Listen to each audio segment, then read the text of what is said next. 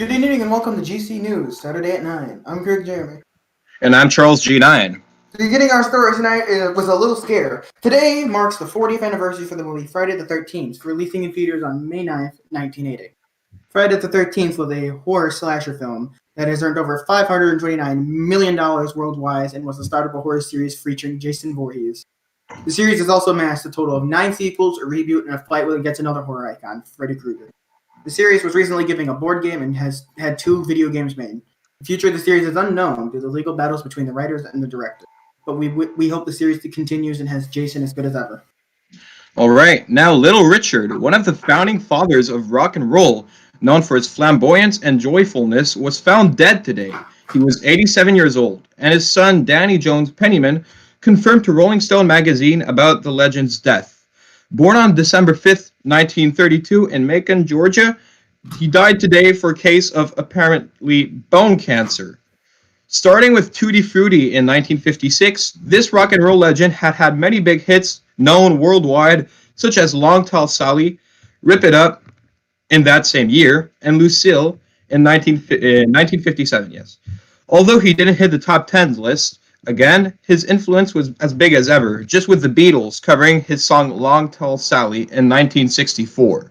The Simpsons apparently did it again, according to news sources and fans alike. The Simpsons has had a tendency to air episodes that turn out to be true in the future, like Trump's presidency. Unfortunately, they might have predicted the pandemic and the killer bees in the United States. The episode Margin Change starts with a manufacturing company featured in Japan, spreading the disease via international travel, which leads to a mass riot and killer bees being released. The episode, released in 1993, could just be a coincidence. However, with it being The Simpsons, we'll never know. All right. Former President Barack Obama stated that the Trump administration was handling the COVID-19 situation in a rather absolute chaotic disaster. The comments were confirmed to various news sources by 3 former Obama administration officials. They also stated that this was another reason for why America should come together and defeat President Trump this November, and to rally behind former Vice President Joe Biden during a 30-minute conversation with members of the Obama Alumni Association. Obama said that the response to the ongoing pandemic served as a critical reminder for why strong and trustworthy governments are needed during a global crisis. On the other hand, White House Press Secretary Kayleigh McEnany, so pardon me if I got that wrong, dismissed the criticism and said in a statement to CNN, President Trump's coronavirus response has been unprecedented and saved Americans' lives.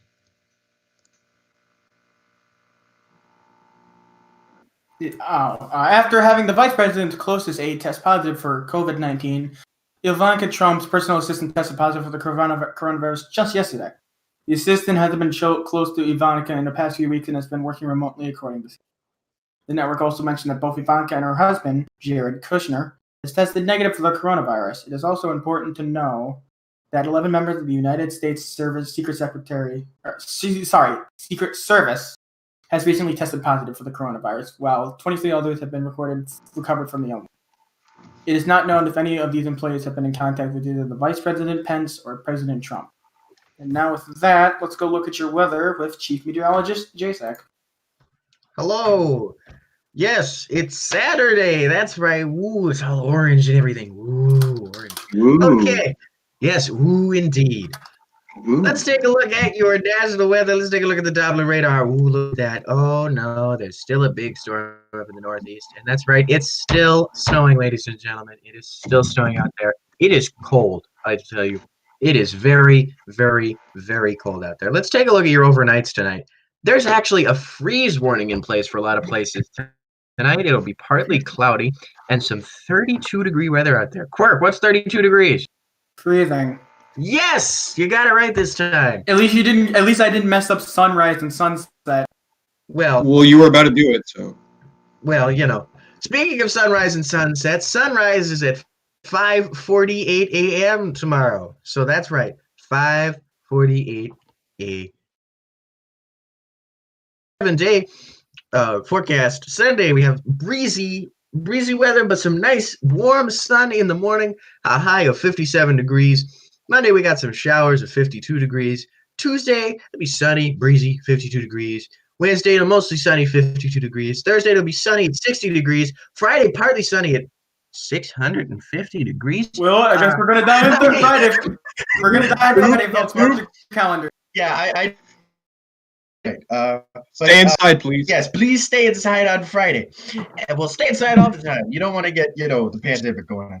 And Saturday, it'll be scattered showers at 68 degrees. So that's all I have with the weather. Let's toss it back to you boys at the desk. Wow. All right. Coming up, Pennsylvania has banned child marriage.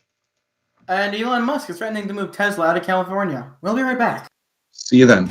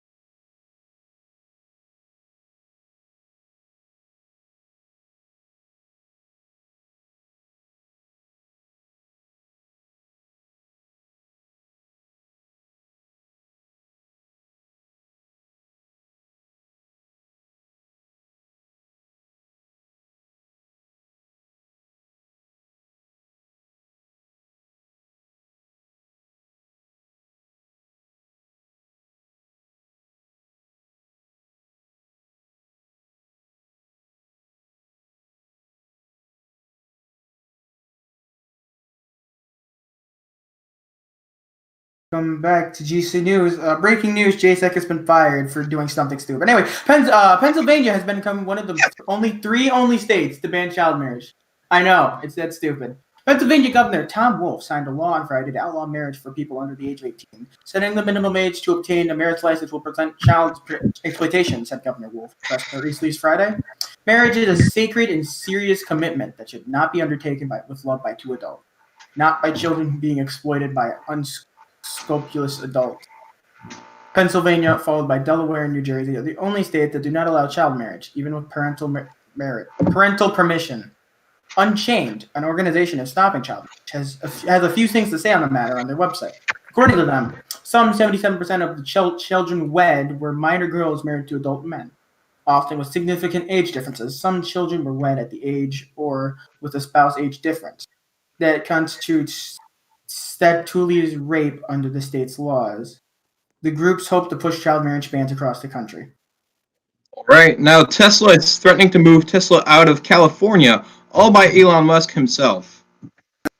After Alameda health officials cautioned Tesla against reopening its California car factory yesterday, CEO Elon Musk tweeted today that the company would sue the county and move its headquarters to a new state. Quote unquote, Tesla is filing a lawsuit against Alameda County immediately, Musk said on Twitter. Quote, the unelected and ignorant interim health officer of Alameda is acting contrary to the governor, the president, our constitutional freedoms, and just plain common sense, unquote.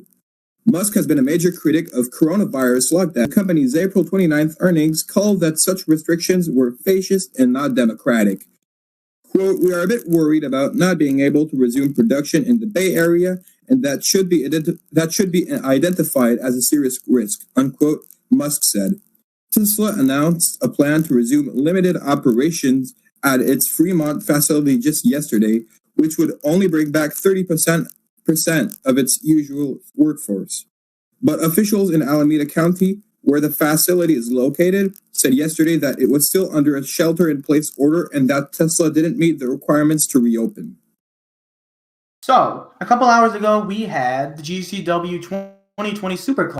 If you don't know what that is, that was a reboot of the TGSH bowling tournament with Uncharted and Winner Killer 45 in the lead. The qualifiers, which I did not show up, were pretty good. I'm pretty sure they were pretty good.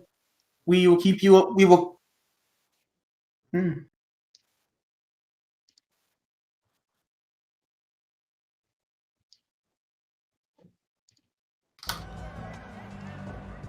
why'd you guys stop talking?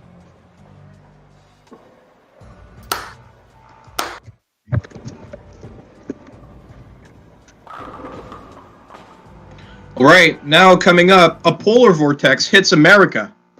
Following the Google Doogles has added a new family mode. Stick around, we'll be right back.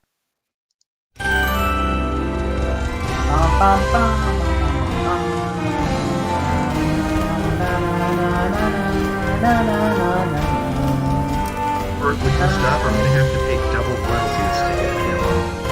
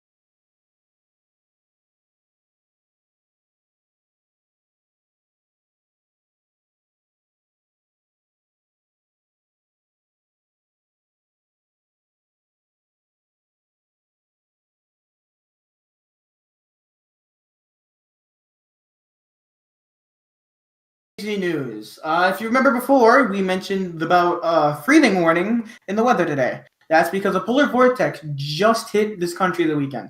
The vortex created weather below freezing in most states, with some even getting snow up to 9 to 12 inches. New York reported for the first time since 1977.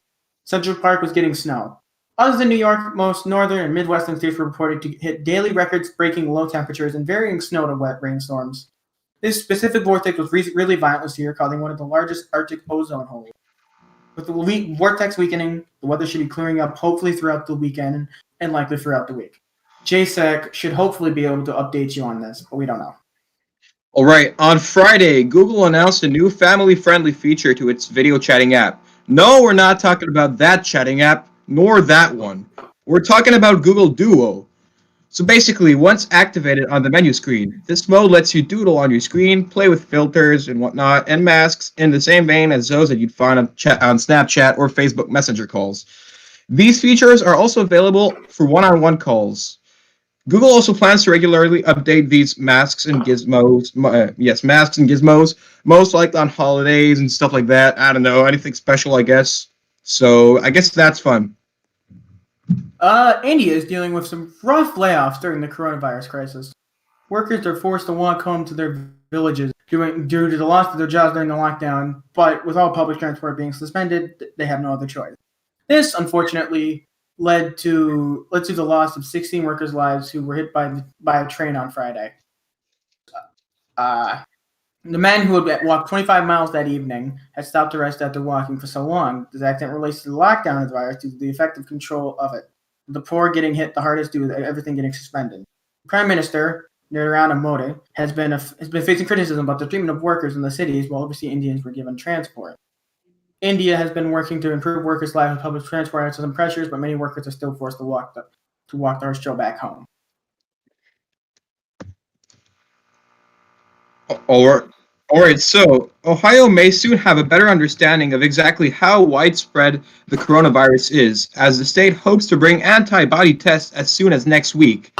An Ohio Department of Health spokeswoman said Friday antibody testing could show how many people have COVID-19 without developing any symptoms, potentially giving healthcare officials and doctors a better understanding of the virus's development.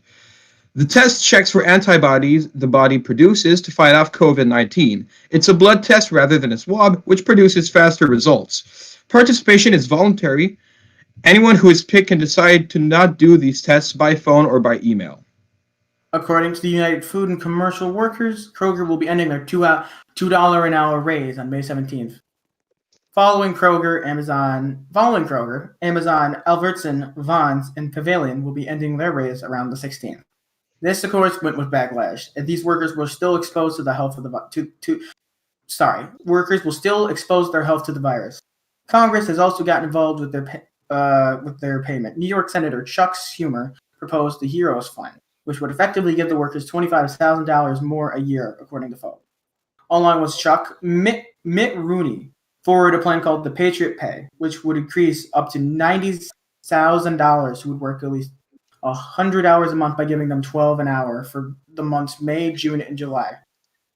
While it seems clear both sides of the aisle are in agreement of supporting these workers, it is unknown if they will agree on the same type of plan for these workers. Right, coming up, Smash gives us our community updates. And final weather check with JSAC. We'll be right back.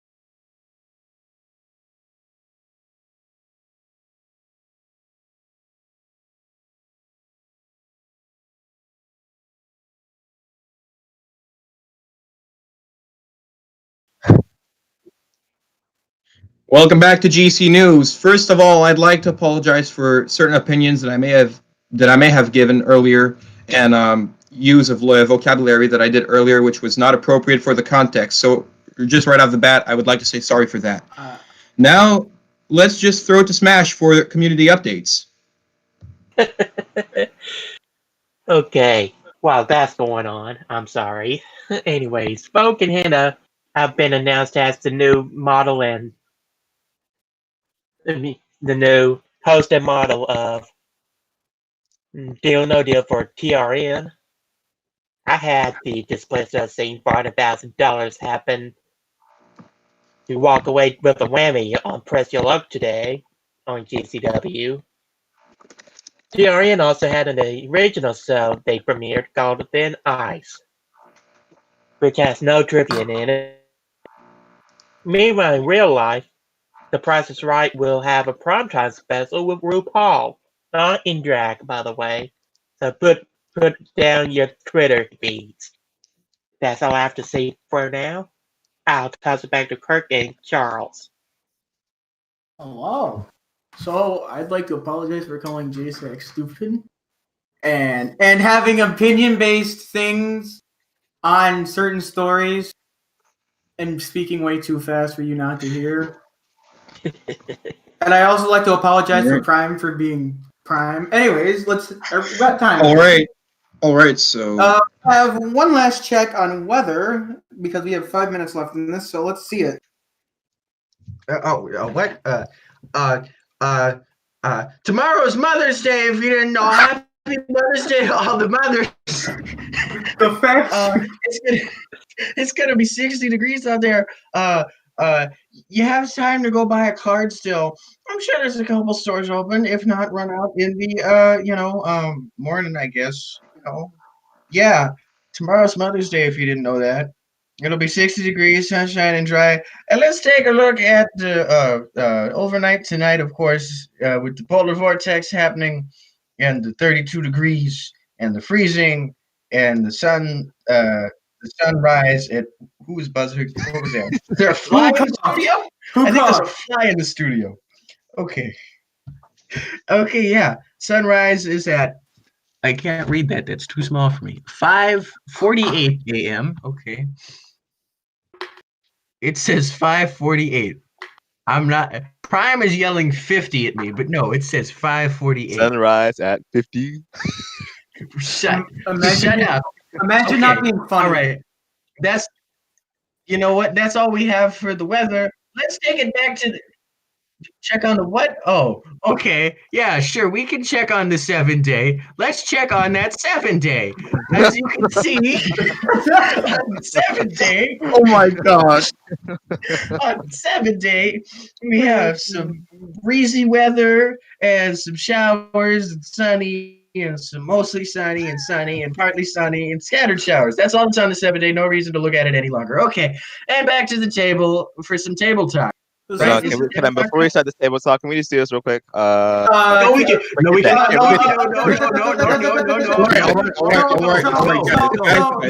This is an opinion. This is the real fact. Okay, so Jacek purposely messed up Friday so nobody would notice that it was actually he did that one yesterday. Oh my god. Okay, so guys. Shush. What do we think about the bowling? What do we think about the bowling? What do you guys breaking news? Table okay, Kurt. We are out of time. Kurt. What do you think about the bowling and the whole thing? What do you have to say on that? Even though you already did, just say more. I have nothing to say about it because I never went to it. That's not. So basically, what I can say is like it's balls that you throw on pens, and I guess it's cool. Someone's gonna win. No. Someone's gonna win. Listen, And it wasn't as bad as the wall. I'm sorry. When Hold on. Stomach material for myself. Charles, can you say that word on television? No, we're done. We're done. Okay, guys. Okay, that's the news for now. Tune in on Wednesday for more GC News. For Kirk, Jeremy, and the rest of our team, I'm Charles G9, and I want you all to have a good night. Well, this is the end of the amateur hour.